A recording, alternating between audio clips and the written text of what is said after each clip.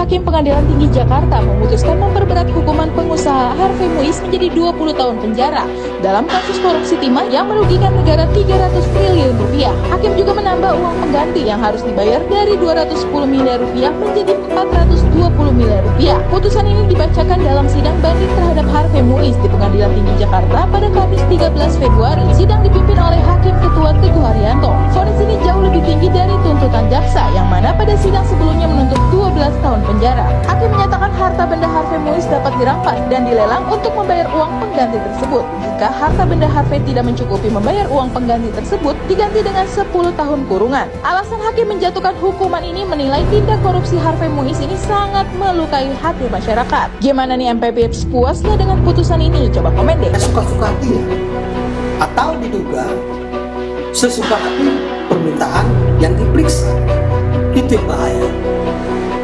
Itu yang bahaya, menjadi cipta kondisi, menjadi program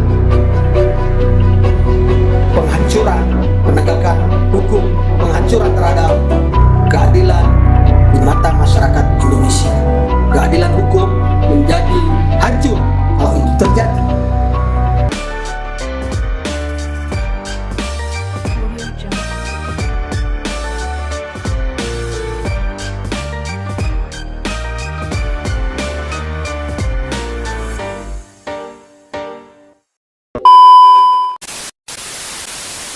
Assalamualaikum warahmatullahi wabarakatuh.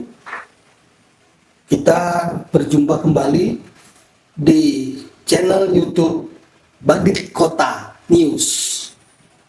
Mari kita subscribe, like, dan jangan lupa kita share agar masyarakat Indonesia dapat menyaksikan, dapat melihat berbagai perkembangan tentang politik dan hukum serta budaya di Republik Indonesia ini, sehingga dapat mengetahui segala perkembangan dengan jelas, dengan A1. Baik, bersama saya ada Heri Zulfikri Sitompul.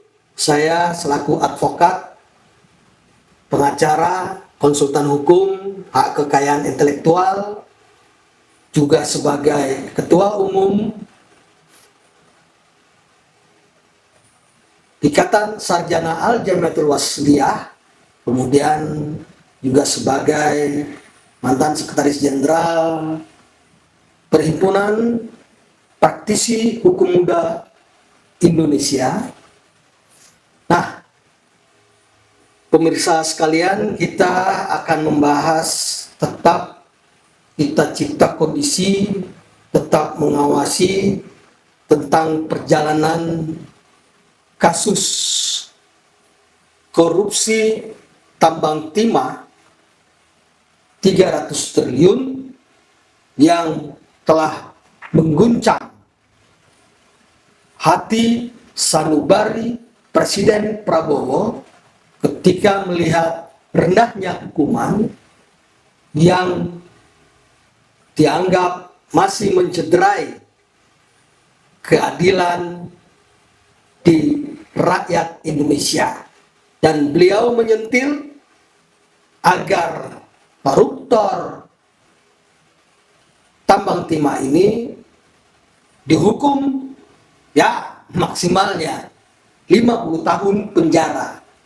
Atau dalam istilah kita 50 tahun penjara, kalau umur pelaku itu 50 tahun, maka seumur hidup dihukum. Dan majelis hakim memiliki hak untuk itu sepanjang masih dalam batasan ancaman hukuman di dalam undang-undang tindak pidana korupsi tentunya. Korupsi timah selain mengguncang hati sanubari seorang Presiden Republik Indonesia, Bapak Jenderal Honoris Purnawirawan Prabowo Subianto, juga mengguncang Mahkamah Agung Republik Indonesia. Nah, kita akan membahas bagaimanakah nasib para tersangka koruptor timah 300 triliun tadi yang masih belum diputuskan hukumannya atau masih dalam proses perjalanan persidangan di Pengadilan Tindak Pidana Korupsi Jakarta Pusat. Dan bagaimana nasib saksi Robert Bono Susatyo? Pemirsa, kita akan mengulas berita, kemudian memberikan opini, menyimpulkan tentang perkembangan-perkembangan korupsi timah tadi. Nah, perkembangan perkara korupsi timah 300 triliun yang melibatkan PT Timah Terbuka juga melibatkan pengusaha sampai dengan penguasa di Kementerian ESDM, yakni Dirjen Minerbanya, yang sudah ditahan dan sudah ditetapkan sebagai tersangka oleh Kejaksaan Agung Republik Indonesia. Kasus timah ini sempat hilang, sempat ditenggelamkan dengan peristiwa kasus atau peristiwa yang viral, hilangnya gas melon, hilangnya gas 3 kg di masyarakat. Kebijakan publik yang diterbitkan oleh Menteri SDM Bahlil Lahadalia kemudian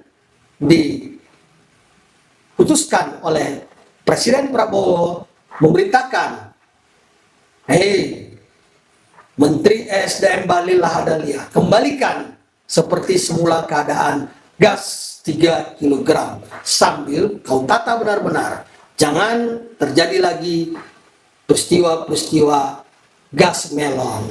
Gas, oke gas, oke gas, oke gas. Baik, kita lanjut kembali ke laptop. Kita akan menguber bagaimana situasi tentang gas LPG 3 kg yang sudah kita itu bahas tadi. Kita akan kembali membahas tentang bagaimana cipta kondisi keadaan para tersangka yang terlibat dalam pusaran korupsi 300 triliun di PT Timah. Saat ini sudah dipastikan 15 terdakwa telah dijatuhi vonis hakim, kemudian 8 diantaranya sudah diajukan banding oleh Kejaksaan Agung Republik Indonesia. Itu pun pasca ada sindiran pedas dari Presiden Prabowo. Kemudian nggak lama kemudian dipanggil para petinggi Kejaksaan Agung Republik Indonesia untuk menghadap ke istana Presiden Prabowo. Patut diduga beliau mulai mencium wangi-wangi intrik-intrik para oligarki, para birokrasi hitam yang mulai melakukan perlawanan terhadap kebijakan Bapak Presiden Prabowo dalam 17 besar program pokoknya, yakni salah satu diantaranya menolkan tindak pidana korupsi di Indonesia dan memiskinkan pelaku koruptor. Di mana kemarin di dalam sambutan beliau dalam acara hari lahirnya organisasi besar umat Islam Nahdlatul Ulama, beliau sebutkan, hei Kapolri, hei Kepala Kejaksaan Agung, hei KPK, segera jangan lakukan tebang pilih, jangan pilih tebang, sikat habis para koruptor dan kembalikan hasil jarahan, hasil curiannya ke negara. Terlihat gundah gulananya Bapak Prabowo terhadap tanda petik saya menduga beliau resah terhadap lambannya penanganan kasus-kasus korupsi di Republik Indonesia ini. Bukan di negara Konoha, di Republik Indonesia. Artinya, konsekuensi apabila aparat penegak hukum tidak menindaklanjutinya dengan benar, maka Bapak Presiden Prabowo berhak melakukan reshuffle terhadap menteri yang terkait, terhadap Kepala Kejaksaan Agung, terhadap Kapolri, terhadap tanda petik KPK tentunya. Secara politis, kemarin DPR RI sudah mempersiapkan tata tertib untuk memakzulkan para pimpinan-pimpinan dari aparat penegak hukum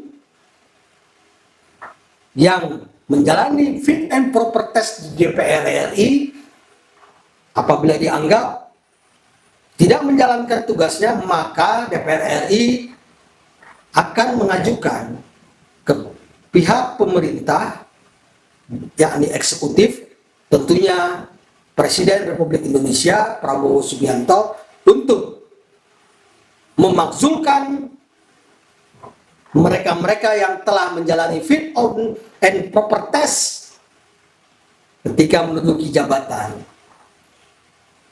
Mulai resah, mulai gundah gulana para pucuk pimpinannya. Kembali ke laptop. Dari 7 orang yang masih dalam menjalani pemeriksaan di persidangan, itu ada pemilik manfaat atau benefit official ownership PT Tinindo Internusa, yakni Henry Lee, sedang berjalan.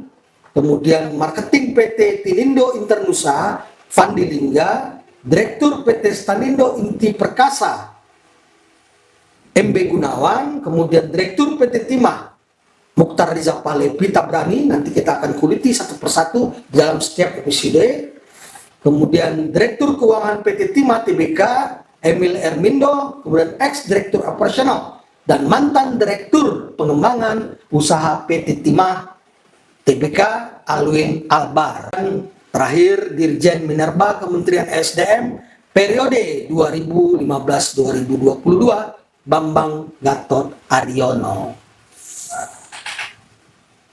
Nah, belakangan muncul lagi berita kantor Kementerian Energi Sumber Daya Mineral telah dilakukan penggeledahan, penggerebekan yang dilakukan oleh Kejaksaan Agung Republik Indonesia di satu waktu, kemudian di satu waktu lagi penyidik di Bareskrim Kepolisian Republik Indonesia juga melakukan hal yang sama, cuman beda Direktorat Jenderal yang dilakukan pemeriksaan. Nanti kita bahas lebih lengkapnya. Nah, perjalanan yang masih dalam proses penyidikan terhadap tersangka korporasi, yakni terhadap PT Refine Bangkatin, diduga kepemilikan atas nama Robert Bono Susatyo, kemudian PT Stanindo Inti Perkasa, kemudian ada PT Tinindo Internusa, kemudian ada PT Sariwuna Bina Sentosa, dan CV Venus Inti Perkasa. Namun, kembali saya sampaikan, posisi Robert Bono Susatyo masih status saksi. Seperti saya sampaikan, gundah gulananya, terguncangnya Presiden Republik Indonesia beserta Mahkamah Agung Republik Indonesia terkait rendahnya hukuman yang diterapkan kepada terdakwa, sehingga harapan Bapak Presiden Republik Indonesia Prabowo dalam Harlah NU, di dalam sindiran-sindirannya sebelumnya, agar hukuman maksimal dijatuhkan kepada para terdakwa. Insya Allah dalam banding kita lihat apakah Majelis Hakim Banding melakukan realisasi harapan besar rakyat Indonesia yang diucapkan oleh Bapak Presiden Prabowo Subianto. Apabila tidak, maka wajib dipertanyakan, wajib nantinya Pak Presiden akan memanggil Ketua Mahkamah Agung, ya sesuai pemberitaan sebelumnya juga sudah ada yang dipanggil oleh Komisi Yudisial terhadap hakim-hakim yang sudah memutuskan perkara terdakwa di Pengadilan Tipikor Jakarta Pusat terkait tindak pidana korupsi timah 300 triliun. Pemirsa, seperti yang saya sampaikan tadi bahwa kita akan mengulas berita Uber, yakni tentang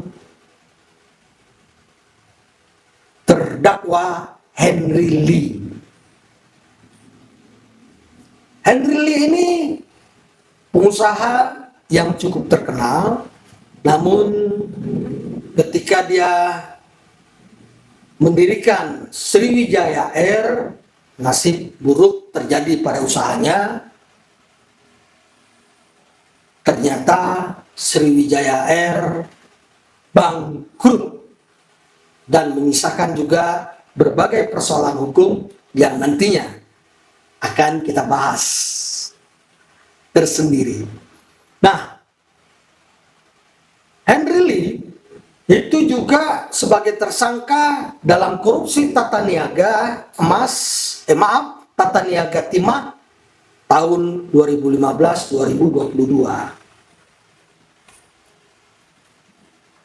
Sebelum ditetapkan sebagai tersangka, majalah Tempo menuliskan bahwasanya sebelum ditetapkan sebagai tersangka korupsi timah, Henry Lee tercatat pernah diperiksa Kejaksaan Agung untuk perkara dugaan tindak pidana korupsi juga di PT Asabri pada Rabu 10 Maret 2021 dan saat itu diperiksa sebagai saksi. Sampai sekarang statusnya juga masih sebagai saksi. Apakah nanti Kejaksaan Agung akan mengungkap kembali peranan Henry Lee ini di Asabri? Kita lihat.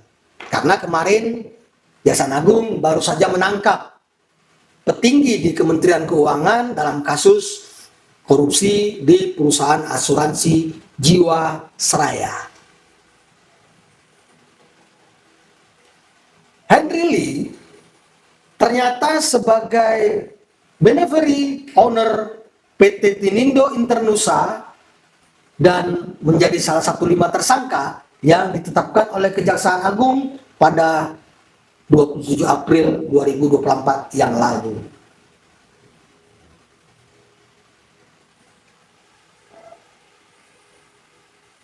Nah, apa yang kejadian yang aneh terjadi pada Henry Lee? Henry Lee ini sempat kabur, lari ke Singapura, dan baru akhirnya Kejaksaan Agung melakukan penangkapan ketika Henry Lee kembali ke Indonesia, di mana CNN mengulasnya pada tanggal 19 November 2024 yang lalu.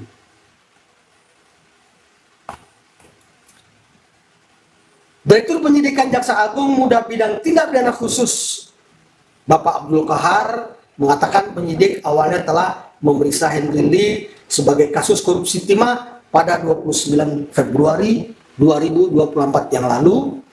Kemudian selesai sebagai saksi, dia mendapatkan informasi Kohar tadi, Pak Direktur Penyidikan Jampitsus, mendengar bahwa Henry Lee sudah berada di Singapura sejak 25 Maret.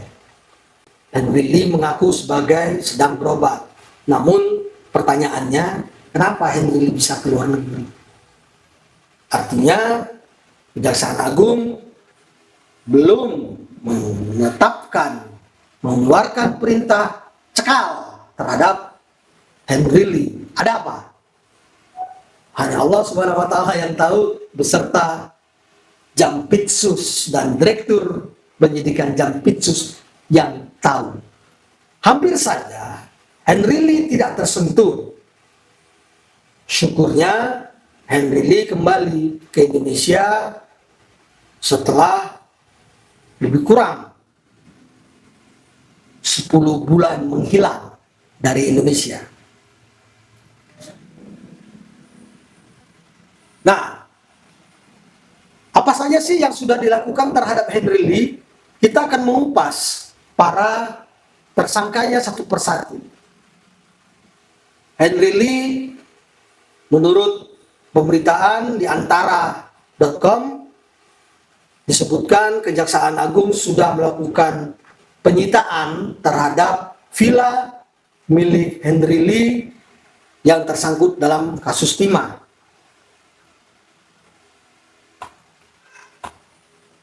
Jadi Kejaksaan Agung telah berhasil melakukan penyitaan terhadap villa milik Henry Lee yang ditemukan oleh Kejaksaan Agung dengan susah payah seluas lebih kurang 1.800 meter persegi, dan saat ini dinilai senilai 20 miliar. Apakah masih kurang terhadap dugaan tindak pidana korupsi timah yang dilakukan? Pasti jawabannya. Dan para sahabat semua, pemirsa maupun netizen di Republik Indonesia ini maupun di luar negeri, pasti menyatakan belum sebanding. Sepakat?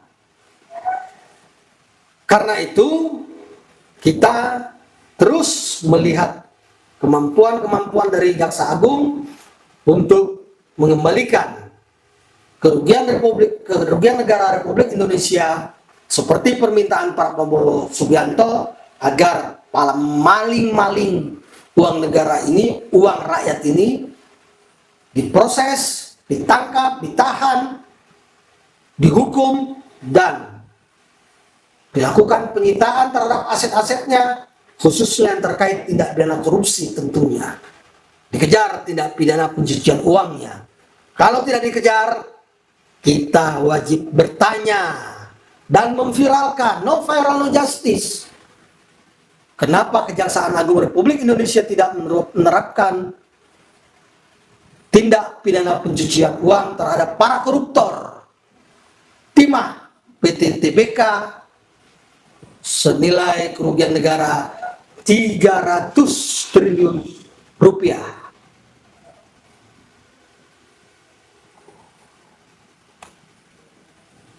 Jaksa Agung melakukan penyitaan karena menilai ada dugaan villa itu dibeli dari hasil uang korupsi tambang timah di PT Timah TBK yang berlokasi di Bangka Belitung.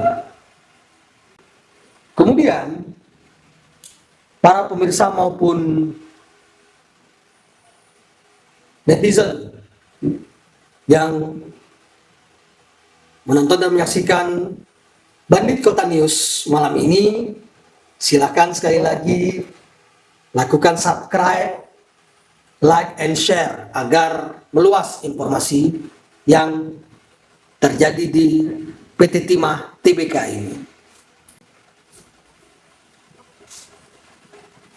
Biografi tadi saya sudah sebutkan dari Henry Lee ini adalah sebagai seorang pendiri di PT Sriwijaya Air yang bangkrut beberapa waktu yang lalu, kemudian sudah ditetapkan sebagai tersangka dan sudah ditahan oleh Kejaksaan Agung Republik Indonesia dalam kasus korupsi timah 300 triliun ini. Nah, Henry Lee sebagai penerima manfaat atau beneficiary ownership di PT TIN juga ternyata perusahaan ini melibatkan keluarganya juga, di mana adiknya Henry Lee juga telah ditetapkan sebagai tersangka, yakni Fandi Lingga, marketing PT TIN.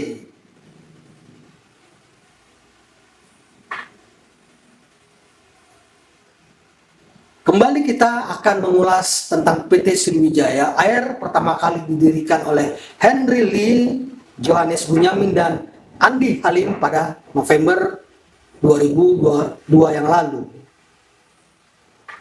Henry Lee ini merupakan kakak dari Chandra Lee, sementara Andi Halim dan Fandi Lingga juga merupakan adik-adiknya.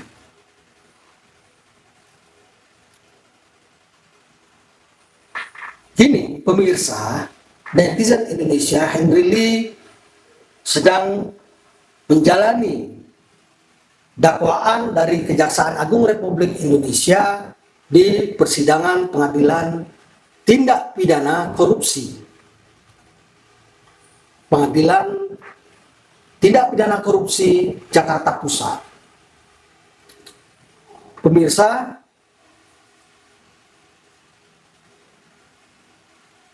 Henry Lee ini di dalam persidangan melakukan perlawanan terhadap dakwaan yang dituduhkan kepada dirinya dengan melakukan eksepsi. Eksepsi ini merupakan hak seorang terdakwa yang boleh diajukannya sendiri maupun diajukan oleh penasihat hukumnya di persidangan untuk membantah dakwaan yang telah disampaikan dan dibacakan oleh jaksa penuntut umum. Nah, akhirnya Pengadilan Tindak Pidana Korupsi Jakarta Pusat sesuai dengan pemberitaan di antara news.com pada tanggal 10 Februari 2025 yang lalu, tepatnya di hari Senin, menyampaikan bahwasanya eksepsi dari Henry Lee ini oleh Majelis Hakim Pengadilan Tindak Pidana Korupsi Jakarta Pusat ditolak.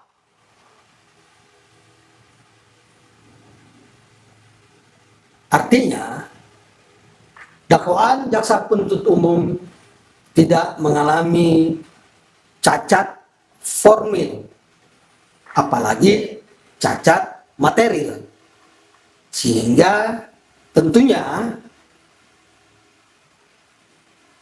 surat dakwaan jaksa penuntut umum yang nomor register perkara PDS garis 01 garing M1.14 F garing FT1 garing 01 garing 2025 tanggal 20 Januari 2025 lalu telah memiliki kepastian hukum, kekuatan hukum dakwaan yang diajukan.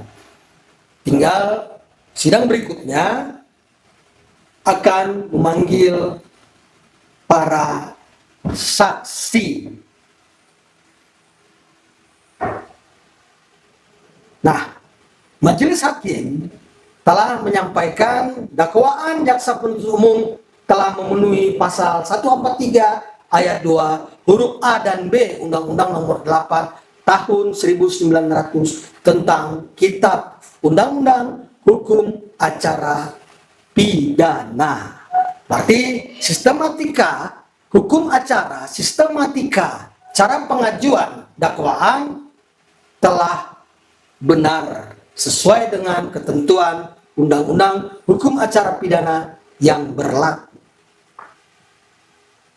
Kemudian, Majelis Hakim juga menangguhkan tentang biaya perkara akan diputus dalam putusan yang akan datang tentunya.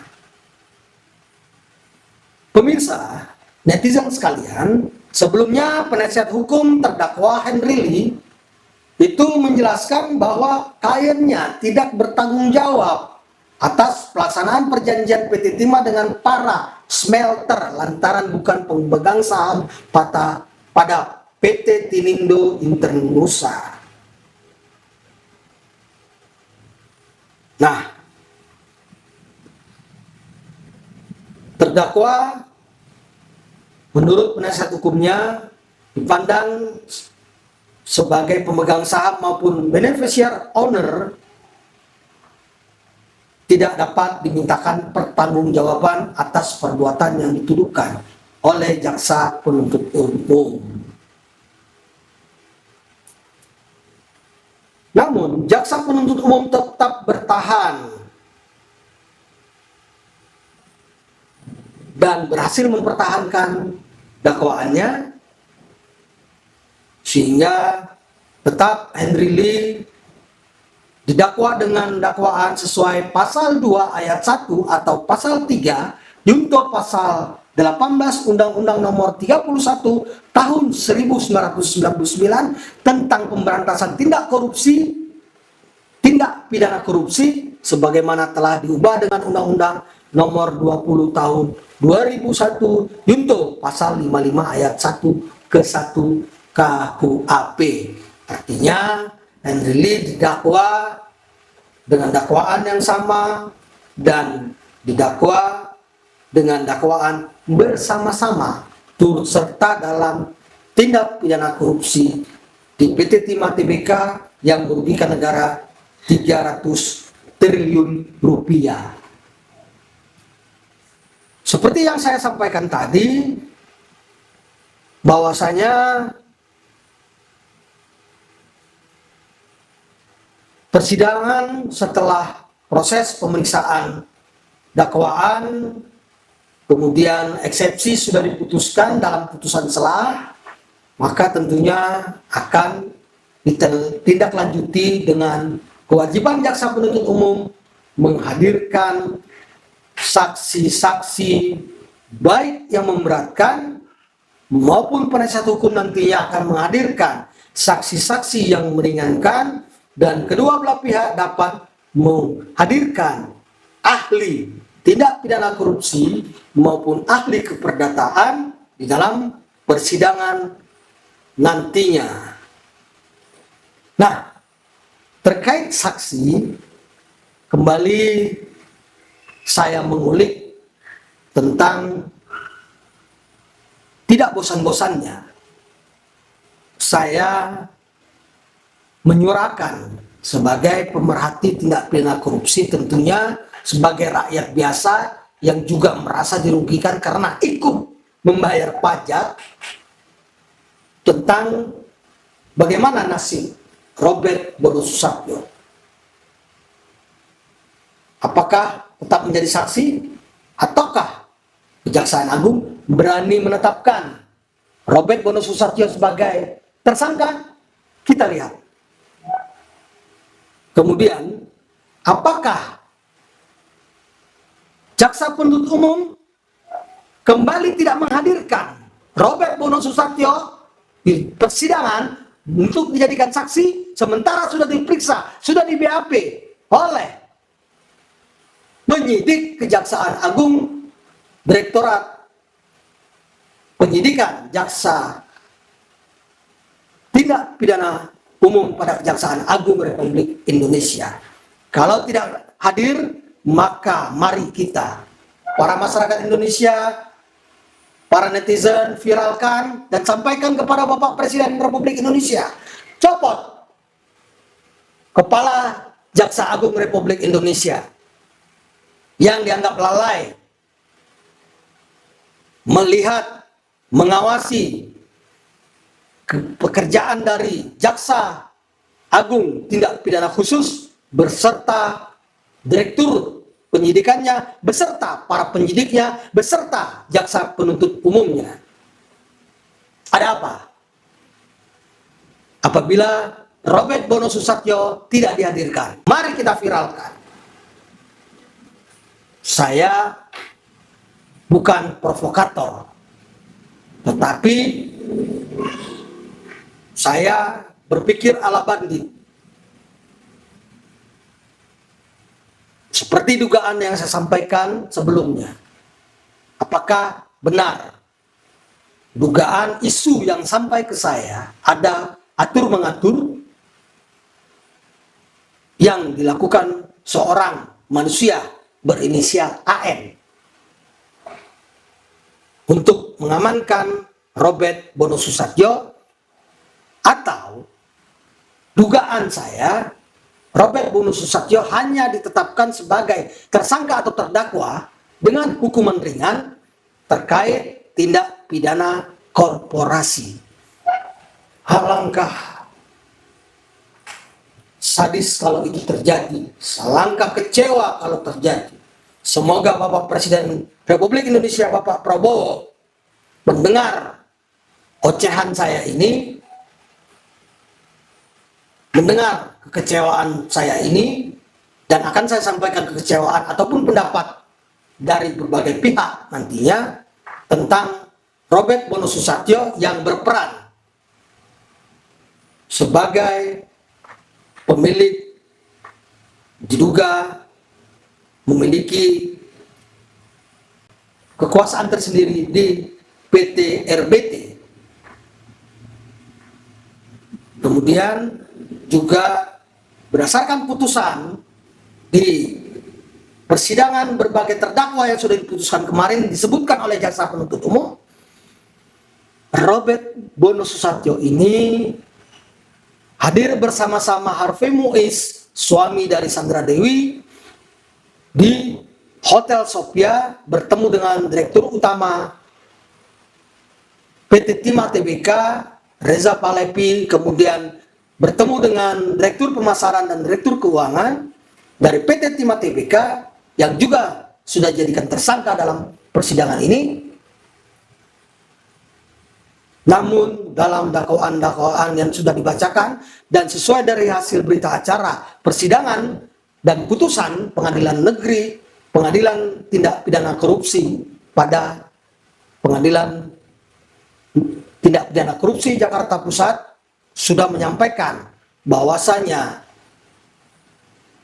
Robert Bono Susatyo turut hadir di dalam usaha untuk melakukan tanda petik niat jahat, melakukan korupsi di PT Timah Tbk dengan membangun jaringan penambang gelap di wilayah HGU PT Timah Tbk di Provinsi Kepulauan Bangka Belitung. Nah, saya akan mengulas kembali berita pada media tribunnews.com.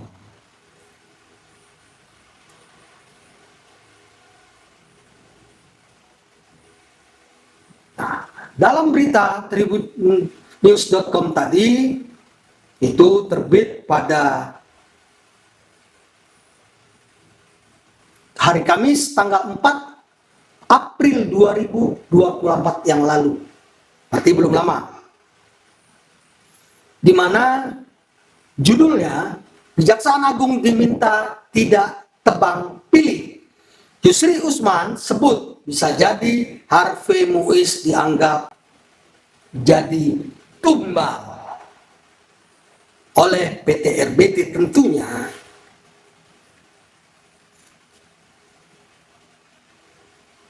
Siapa Yusri Usman ini?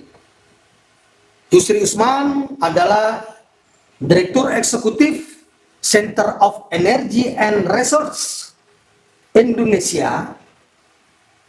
Beliau memerhatikan tentang jalannya proses penyelidikan, penyidikan, sampai dengan tuntutan dan dakwaan serta hukuman yang dijatuhkan oleh Pengadilan Tindak Pidana Korupsi maupun dilakukan oleh Kejaksaan Agung Republik Indonesia dalam penuntutannya.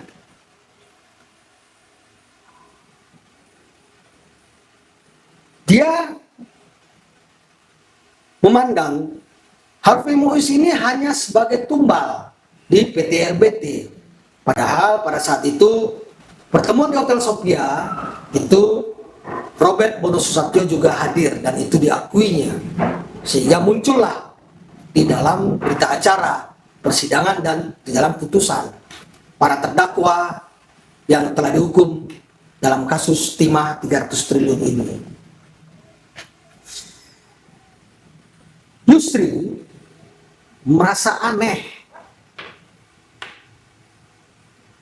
dari keterangan tim penyidik Pitsus terhadap pemeriksaan Robert Bono Susatyo kemarin yang katanya berlangsung sekitar 13 jam. Namun menurut pengacaranya kepada media bahwa kliennya tidak diperiksa dan hanya menandatangani BAP saja. Loh, ada apa? Apakah bisa dibuat seperti itu? Apakah bisa seseorang tanpa diperiksa, tanpa dimintai keterangannya, langsung tanda tangan? Waduh, luar biasa. Luar biasa sekali. Belum pernah sejarahnya saya selaku oknum, sedang oknum ya, atau sebagai pengacara melakukan tindakan seperti itu. Kalau itu terjadi, waduh, bisa contoh buruk. Sehingga ya biarkan aja lah penyidik di Kejaksaan Agung Republik Indonesia membuat berita acara pemeriksaannya suka-suka hatinya, atau diduga sesuka hati permintaan yang diperiksa. Itu yang bahaya. Itu yang bahaya, menjadi cipta kondisi, menjadi program penghancuran penegakan hukum, penghancuran terhadap keadilan di mata masyarakat Indonesia. Keadilan hukum menjadi hancur kalau itu terjadi. Kemudian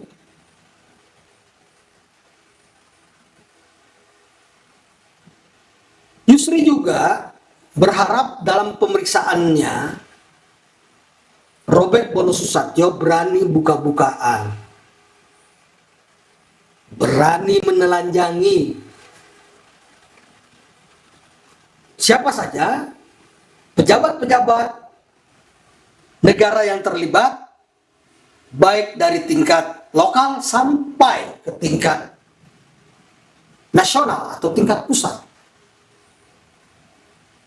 Kemudian berani menyampaikan aparat penegak hukum mana, oknumnya siapa yang terlibat di dalam perjalanan tindak pidana korupsi timah tadi.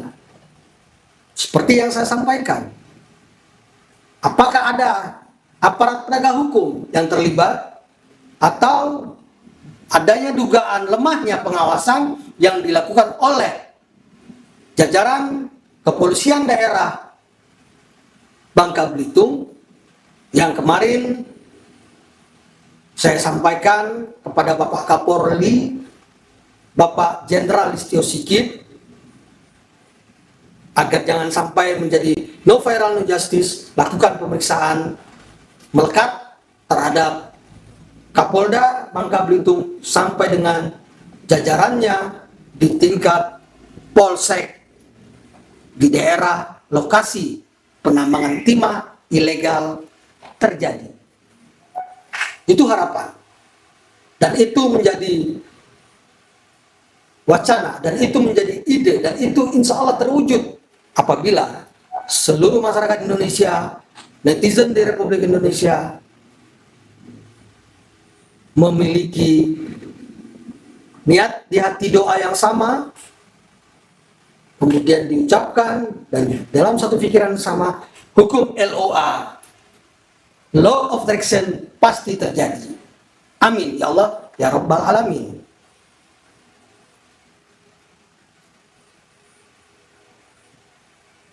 Jadi bagaimana tentang para pelaku penambang rakyat, penambang ilegal, dan pemilik-pemilik smelter, siapa saja yang akan datang akan menjadi kesaksi berikutnya dan menjadi tersangka maupun terdakwa berikutnya. Mari kita sama-sama menunggu dan menyaksikan langkah-langkah besar yang dilakukan oleh Kejaksaan Agung Republik Indonesia untuk memenuhi sentilan permintaan dari Bapak Presiden Prabowo Subianto agar dilakukan penangkapan, penahanan, kemudian disidangkan, sita hartanya, miskinkan. Amin ya Allah ya Rabbal Alamin. Demikian sahabat sekalian pembahasan kita dalam Ulas Berita di channel YouTube Bandit Kota News malam hari ini.